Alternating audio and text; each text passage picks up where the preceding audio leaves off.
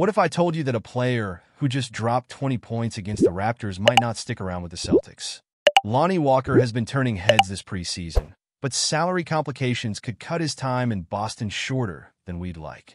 Are the Celtics really willing to risk losing a valuable contributor just to save some cash? Stick around as we dive into the latest on Walker's future and what it means for our team's championship aspirations. Don't forget to like this video and subscribe for all the latest Celtics updates. Lonnie Walker has been turning heads during the Celtics preseason, showcasing his skills in the last couple of games. After dropping 20 points against the Raptors, you have to wonder, why hasn't he signed a guaranteed contract yet? The answer lies in the Celtics' complicated salary cap situation. Walker signed an Exhibit 10 deal, which is non-guaranteed during the preseason, allowing him to compete for a spot on the roster.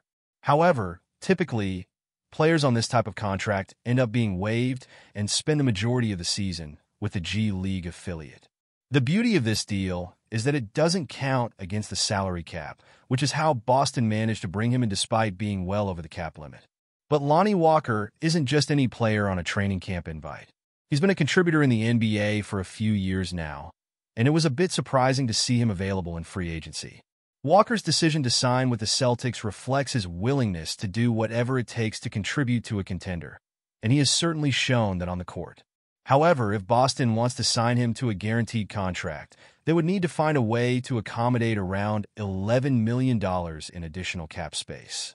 Let's break this down. The Celtics are currently operating with a tax multiplier of $3.75 for every dollar spent on salaries.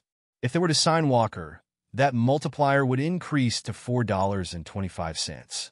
This means that a veteran minimum contract for Walker, which would be around $2.1 million, would actually cost the team about $11 million when you factor in the tax implications. That's a hefty price for a player who could end up being the 12th or 15th man off the bench. The Celtics do have options. They could explore trading a player like Jaden Springer to create salary cap space, or they could simply sign Walker and hope that Brad Stevens can work some magic to clear the necessary cap room by the trade deadline. But let's be honest here. This is a big gamble. For a team like the Celtics, who are already committed to over $250 million in player salaries this season, shelling out an additional $11 million for a player who might not even crack the rotation seems risky. Personally, I'm not convinced the Celtics are willing to shake things up just to fit Lonnie Walker into the mix right now. Yet, his performances during the preseason have certainly made the front office think twice about letting him slip away. Brad Stevens is always looking for ways to make the Celtics a championship-caliber team, and I trust that no matter what route he chooses, he'll make the right call.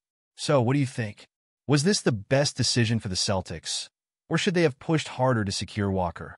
I'm honestly torn on this one.